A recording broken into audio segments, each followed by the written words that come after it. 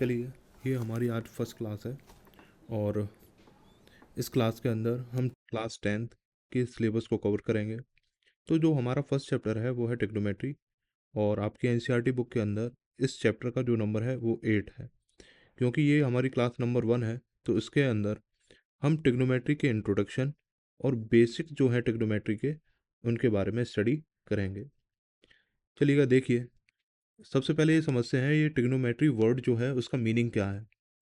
तो यहाँ पे बेटा देखिए, जो ट्रिग्नोमेट्री वर्ड है वो 3 वर्ड से मिलकर बना हुआ है। First one is try, second word is gone, third word is matron. ये हमारे 3 वर्ड हैं जिससे मिलकर ये ट्रिग्नोमेट्री वर्ड बना हुआ है। अब चलिए वन वन करके हम इन सभी वर्ड्स के मीनिंग को भी समझते हैं। सबसे पहले हम ये देखते हैं कि ये ट्राई वर्ड का मीनिंग क्या है। आप सभी को मालूम है ट्राई वर्ड का जो मीनिंग होता है वो क्या है, 3। यहाँ पर गोन वर्ड का जो मीनिंग है वो है साइड से, और मेट्रोन वर्ड है ये बेटा यहाँ पर इसका मीनिंग होता है मेजरमेंट। मेजरमेंट, ठीक है ना। तो ये जो ट्राई हुआ, चाहे गोन हुआ, चाहे बेटा मेट्रोन हुआ, ये तीनों जो वर्ड हैं, ये तीनों वर्ड हमारे ग्रीक वर्ड हैं, ठीक है। जैसे हमारी हिंदी लैंग्वेज है, यानी कि हिंदी लैंग्वेज की जो स्क्रिप्ट है वो देवनागरी है। इसी तरीके से बेटा ये एक स्क्रिप्ट है ग्रीक, और ये इस ग्रीक स्क्रिप्ट के हमारे वर्ड हैं। तो आपने क्या समझा, ट्राई वर्ड का मीनिंग 3 होता है, गोन वर्ड का मीनिंग साइड होता है, मेट्रोन वर्ड का मीनिंग क्या होता है, मेजरमेंट होता है। यानी कि हम ये कह सकते हैं ये एक मैथमेटिक्स की ऐसी ब्रांच है जो एक ऐसे फिगर के साथ डील करती है जिसके अंदर हमारी 3 साइड्स होती हैं, ठीक है। तो आप सभी को मालूम हो ही गया होगा। तो यहाँ पर हम जो पढ़ने वाले हैं वो किस फिगर के बारे में पढ़ने वाले हैं, वो फिगर बेटा हमारा है ट्रायंगल। तो हम यहाँ पर कह सकते हैं कि मैथमेटिक्स की एक ऐसी ब्रांच है जिसके अंदर हम बेटा यहाँ पर ट्रायंगल की 3 साइड्स को उनके रेस्पेक्टिव एंगल्स के साथ साथ स्टडी करते हैं। तो बेटा एक एक करके हम पढ़ते हैं। देखिए, तो ये जो ग्रीक वर्ड है ट्राई, ट्राई का मीनिंग यहाँ पर बेटा 3 है। जो गोन वर्ड है, गोन वर्ड का मीनिंग बेटा यहाँ पर साइड से है, और जो मेट्रोन वर्ड है उसका मीनिंग मेदर से है। तो ट्रिग्नोमेट्री क्या हुआ, trigonometry is the study of relationship between sides and angles of A triangle.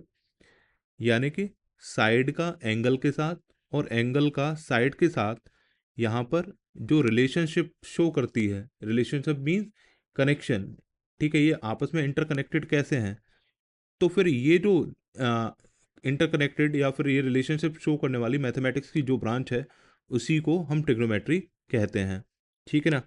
तो यहाँ पर बेटा क्या है, हम ट्रायंगल के अंदर जो साइड्स हैं उनकी लेंथ को, ट्रायंगल की जो हाइट है उसको, यहाँ पर सम कुछ मैथमेटिकल टेक्निक्स हैं उससे द्वारा फाइंड करते हैं। और ये सभी जो टेक्निक हैं वो किसके अंदर आती हैं, ट्रिग्नोमेट्री के अंदर आती हैं। इस बात का भी बेटा हमें विशेष ध्यान रखना है कि जो ट्रायंगल है इस ट्रिग्नोमेट्री के अंदर जो हम यूज़ करेंगे वो एक्चुअल में ट्रायंगल कौन सा होगा, वो बेटा हमारा राइट एंगल एंगल ट्रायंगल होगा, ठीक है ना। तो हम कह सकते हैं ट्रिग्नोमेट्री जो वर्ड है 3 वर्ड से मिलकर बना है, ट्राई, गॉन एंड मेट्रोन। चलिएगा अब बेटा देखते हैं आगे। तो क्योंकि हमें पूरा राइट एंगल ट्रायंगल के साथ डील करना है तो क्यों ना सबसे पहले एक राइट एंगल ट्रायंगल के बारे में पढ़ लिया जाए और अच्छे से समझ लिया जाए, जिसका यूज़ हम इस पूरे चैप्टर में करेंगे। देखिएगा, तो यहाँ पर बेटा मैंने यहाँ पर 2 राइट एंगल बनाए हुए हैं। अब बेटा इस बात का ध्यान रखना, जो यहाँ पर हम एंगल लेंगे, जो एंगल का यूज़ करेंगे उसकी करस्पॉन्डिंग साइड के साथ वो एंगल हमेशा एक्यूट एंगल होगा। तो आप सभी ये जानते हैं राइट एंगल ट्रायंगल क्या होता है। ये राइट एंगल ट्रायंगल एक ऐसा ट्रायंगल होता है जिसमें only one angle, only one angle कितने डिग्री का होता है बेटा, 90 डिग्री का होता है। तो हम यहाँ पर देख रहे हैं बेटा इस ट्रायंगल के अंदर ये जो एंगल है वो 90 डिग्री का है, और ये जो दोनों बेटा एंगल हैं इसको थीटा ले लेते हैं, और इसको अगर हम बीटा ले लें तो ये दोनों जो एंगल हैं ये दोनों एंगल 90 डिग्री से छोटे हैं, स्मॉलर हैं। तो इसीलिए यहाँ पर बेटा जो थीटा है और उसके साथ साथ जो बीटा है, ये दोनों एक्यूट एंगल हैं। ठीक है, ये दोनों कैसे एंगल हैं? एक्यूट एंगल हैं। तो इन्हीं को क्या कहा जाता है? इन्हीं को बेटा यहाँ पर एक्यूट एंगल कहा जाता है। ये दोनों एक्यूट एंगल हैं। अब बेटा यहाँ पर समझते हैं ये जो ट्राइंगल की थ्री साइड्स हैं, इनके नेम किस तरीके से दिए गए हैं। इस पॉइंट को समझना बहुत बेहद ज़रूरी है। ध्यान रखिएगा इस बात का। जो बेटा 90 डिग्री के ठीक सामने यानी कि अपोजिट साइड होती है, वही हमारी बेटा हाइपोटेनस होती है। ठीक है, ये रही हाइपोटेनस। अब बेटा देखिए, हम क्योंकि ओनली वन एक्यूट एंगल के साथ उसके रेस्पेक्ट में ही वर्क करेंगे, तो उस एक्यूट एंगल के रेस्पेक्ट में बेटा यहाँ पर जो साइड्स होंगी उनके नेम डिफरेंट डिफरेंट यहाँ पर होंगे। ठीक है ना। तो बेटा इस बात को थोड़ा सा समझते हुए चलेंगे आगे। देखिए, थोड़ा सा हम समझते हैं। अगर हमने बेटा क्या किया, हमने यहाँ पर जो एक एंगल लिया जिसके रेस्पेक्ट में हमें वर्क करना है, वो एंगल यहाँ पर हमने थीटा लिया। तो इस थीटा के जस्ट अपोजिट वाली जो साइड होगी वही हमारे लिए परपेंडिकुलर का वर्क करेगी। ठीक है ना। अब बेटा जो हमारी थर्ड साइड जो बच गई, एक तो 90 डिग्री के ठीक अपोजिट साइड, वो हमारी हाइपोटेनस हुई, और थीटा जो एंगल हमने लिया है उसके ठीक सामने वाली साइड वो परपेंडिकुलर हुई। एंड थर्ड वन जो बेटा यहाँ पर रिमेनिंग है, वही हमारे लिए क्या होगी? वही हमारे लिए बेस का वर्क करेगी।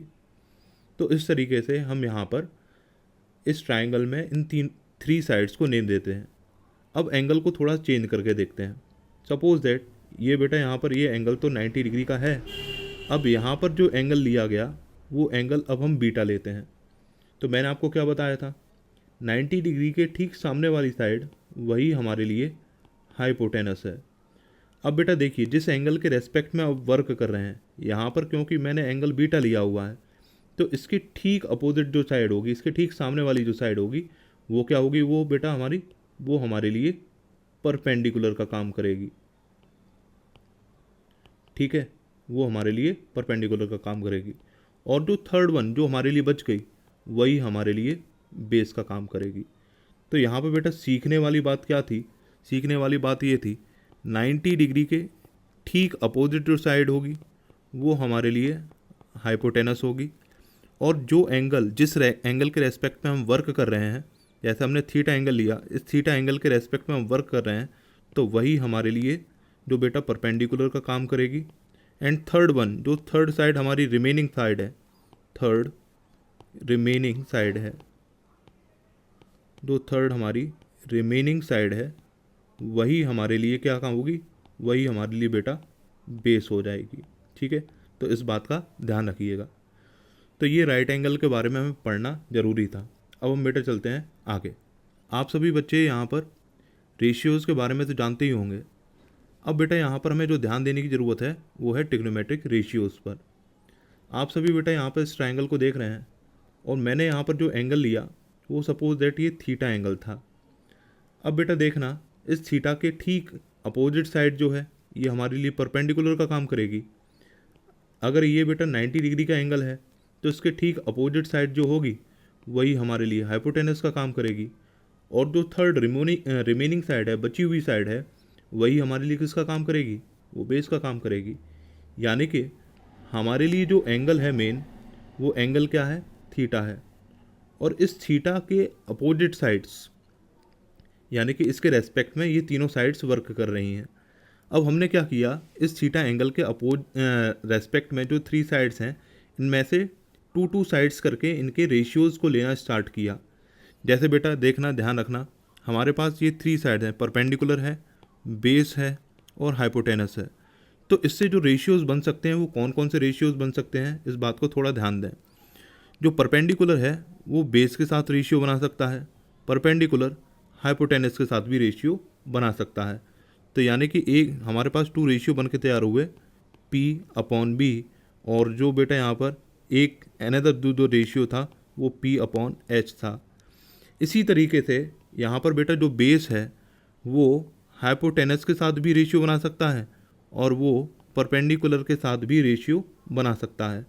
तो यहाँ पर बेटा जो रेशियोज बन के तैयार हुए, B/P और बेटा यहाँ पर B/H। अब सेकंड थर्ड बेटा हमारे पास चांस आता है, देखिए थोड़ा सा समझिए। अब बेटा जो हाइपोटेनस है वो यहाँ पर बेटा बेस के साथ भी रेशियो बना सकता है और यही परपेंडिकुलर के साथ भी रेशियो बना सकता है। तो यहाँ पर जो रेशियो बन के तैयार हुए वो H/P थे और यहाँ पर बेटा ये जो थे एक H/B। तो यहाँ पर ये बेटा हमारे पास 6 इस तरीके से रेशियो बन के तैयार होते हैं। ठीक है, अब क्या करेंगे, अब हम इन रेशियोज़ को एक प्रॉपर नेम देंगे, क्योंकि इन रेशियोज़ को बनाने के लिए जो साइड्स फिक्स की गई वो इस एंगल थीटा के अकॉर्डिंग थी। तो फिर इस एंगल थीटा के अकॉर्डिंग इन रेशियोज़ के क्या क्या नाम होंगे, नेम होंगे, इसके बारे में बेटा हम समझते हैं। थोड़ा सा बेटा समझिए, अगर हमारा जो एंगल है वो थीटा है तो फिर बेटा जो P/H ये जो रेशियो है इसको साइन बोलेंगे और इसके साथ एंगल क्या आएगा, थीटा, क्योंकि हमने थीटा एंगल के अकॉर्डिंग ही इन सभी रेशियोज़ को लिया हुआ है। अब बेटा थोड़ा सा समझना, ये B/H तो इसको बेटा हम क्या बोलेंगे, कॉस थीटा। अब बेटा देखिए P/B इसका नेम क्या होगा, इसका नेम tan थीटा होगा।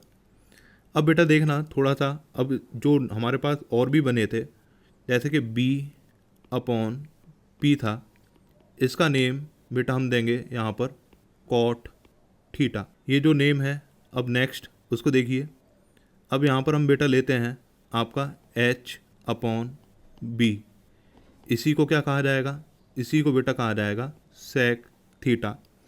यहाँ पर बेटा नेक्स्ट जो थर्ड वन लास्ट वन बचा H/P, इसी को जो नेम दिया गया वो कोसेक थीटा यहाँ पर नेम दिया गया। ठीक है, तो बेटा ये यहाँ पर याद करने वाला था। इस बात को बेटा सभी बच्चे थोड़ा सा ध्यान रखेंगे, नोट पॉइंट है ये, जो बेटा यहाँ पर tan थीटा लिखा हुआ है। ठीक है, तो इस tan थीटा का मतलब ये है कि जो tan है, रेशियो है, उसको थीटा एंगल के रेस्पेक्ट में लिया गया है। बहुत सारे बच्चे ये गलती करते हैं, वो ये समझते हैं कि ये जो tan थीटा है, tan का मल्टीप्लाई थीटा के साथ होके रखा हुआ है, जबकि ऐसा कम्प्लीटली रॉन्ग है। तो ध्यान रखिए, tan theta tan and theta का प्रोडक्ट नहीं है, जबकि ये दोनों बेटा एक साथ ही लिए गए हैं। यानी कि थीटा एंगल के अकॉर्डिंग यहाँ पर जो रेशियो बन के तैयार हुआ P/B, उसको हमने बेटा यहाँ पर tan कहा हुआ है। ठीक है, जैसे कि थीटा एंगल के अकॉर्डिंग जो H/P का रेशियो बन के तैयार हुआ उसको हमने कोसेक थीटा कहा। थीटा एंगल के अकॉर्डिंग जो बेटा H और B का रेशियो बन के तैयार हुआ उसको सेक थीटा कहा। ठीक है, होपफुली ये बात आपको समझ में आ गई होगी। अब चलिए थोड़ा सा बेटा यहाँ पर समझते हैं इनके रेसिप्रोकल्स के बारे में। ये बेटा हमें थोड़ा पढ़ना ज़रूरी है, देखिएगा। अब बेटा देखिए, जैसे सपोज दैट हमारे पास जो बेटा एक रेशियो था साइन, ठीक है, साइन थीटा। अब क्यों ना एक काम हम ये करें, इसका रेसिप्रोकल हम बेटा लेके देखें। तो साइन थीटा का जो रेसिप्रोकल होगा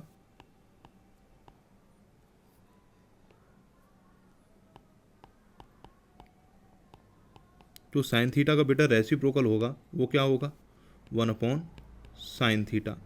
ठीक है, अब बेटा एक बात समझिए, हमने साइन थीटा क्या पढ़ा था, जो साइन थीटा है वो किस किस का रेशियो है, साइन थीटा बेटा परपेंडिकुलर अपॉन हाइपोटेनस का बेटा यहाँ पर ये रेशियो है।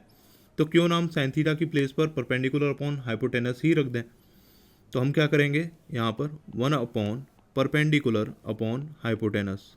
अब इसको थोड़ा सा सॉल्व कीजिएगा, तो ये बेटा क्या होगा, क्योंकि बेटा डिनोमिनेटर एक फ्रैक्शन के फॉर्म में है तो इसको सॉल्व करने के लिए न्यूमरेटर को भी फ्रैक्शन के फॉर्म में बनाओ। तो ये 1/1 और यहाँ पर बेटा ये P/H, ये सॉल्व करेंगे कैसे, पास वालों का मल्टीपल होगा बेटा और दूर वालों का मल्टीपल होगा। यानी कि बेटा यहाँ पर 1 का मल्टीप्लाई न्यूमरेटर वाले H के साथ होगा और बेटा इस P का मल्टीप्लाई डिनोमिनेटर वाले 1 के साथ होगा। तो ये जो रेशियो बन के तैयार हुआ वो क्या था, वो बेटा यहाँ पर H/P था। तो हमने क्या पढ़ा, हमने क्या देखा यहाँ पर, जो 1/sin θ है वो किसके इक्वल आ रहा है, H/P के इक्वल आ रहा है, और H/P ही क्या होता है, कोसेक थीटा होता है। ठीक है, तो हम यहाँ पर कह सकते हैं कि जो साइन थीटा है इसका रेसिप्रोकल क्या होता है, कोसेक थीटा होता है। ठीक है, इसी सेम प्रोसीजर से हम अदर भी फाइंड करेंगे। चलिए उनको हम शॉर्ट में देखते हैं। तो यहाँ पर फर्स्ट पॉइंट,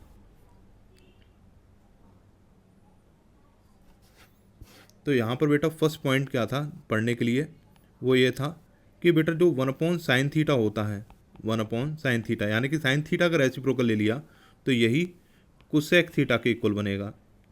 सेम बेटा यहाँ पर हमें ध्यान क्या रखने वाली बात है, इसी तरीके से आप अगर cos थीटा का रेसिप्रोकल लेते हैं तो यही क्या बनता है, यही बेटा सेक थीटा के इक्वल आता है। थर्ड पॉइंट क्या ध्यान रखने वाला है, जब हम बेटा यहाँ पर tan थीटा का रेसिप्रोकल लेते हैं तो यही हमारा बेटा कॉट थीटा के इक्वल आता है। फोर्थ पॉइंट का ध्यान रखने वाला है, अगर आप बेटा यहाँ पर कॉट थीटा का रेसिप्रोकल लेते हैं तो यही बेटा यहाँ पर tan थीटा के इक्वल आता है। फिफ्थ पॉइंट का ध्यान रखने वाला है, फिफ्थ ये ध्यान रखने वाला है, अगर आप बेटा यहाँ पर सेक थीटा का रेसिप्रोकल करते हैं तो यही बेटा यहाँ पर कॉस थीटा के इक्वल आएगा। सिक्स पॉइंट बेटा क्या ध्यान रखने वाला है, अगर हम बेटा यहाँ पर कोसेक थीटा का रेसिप्रोकल लेते हैं तो यही साइन थीटा के इक्वल आएगा। ठीक है, तो बेटा आज हमने क्या पढ़ा, आज हमने ये पढ़ा कि सबसे पहले ट्रिग्नोमेट्री का इंट्रोडक्शन समझा, उसके बाद बेटा यहाँ पर हमने ट्रिग्नोमेट्री के जो डेफिनेशन थी, बेसिक्स थे, उनके बारे में पढ़ा। थर्ड हमने बेटा यहाँ पर ट्रिग्नोमेट्रिक जो रेशियोज थे उनके बारे में पढ़ा। फोर्थ पॉइंट क्या ध्यान रखने वाला है, फोर्थ पॉइंट ये ध्यान रखने वाला है, हमने ट्रिग्नोमेट्रिक रेशियोज़ के बारे में पढ़ा और उसके साथ साथ उन रेशियोज़ के नेम क्या होते हैं उनके बारे में पढ़ा। फिफ्थ पॉइंट हमने क्या पढ़ा, यहाँ पर बेटा उन ट्रिग्नोमेट्रिक रेशियोज़ के रेसिप्रोकल के बारे में पढ़ा। तो इससे आगे ये जो बेटा हमारा बेसिक पार्ट था और बाद बाकी जितना भी बेसिक है उन सभी को हम बेटा क्लास में साथ के साथ कवर करते हुए चलेंगे। ठीक है, तो आगे बेटा यहाँ से अब हम एक्सरसाइजेज जो हैं उनके बेटा उनको स्टार्ट करेंगे और उनके क्वेश्चंस को सॉल्व करते हुए और ज़्यादा डीप में पढ़ेंगे। ठीक है, तो आगे क्लासेस आपको नेक्स्ट वीडियो में मिलेंगी, तब तक के लिए थैंक यू।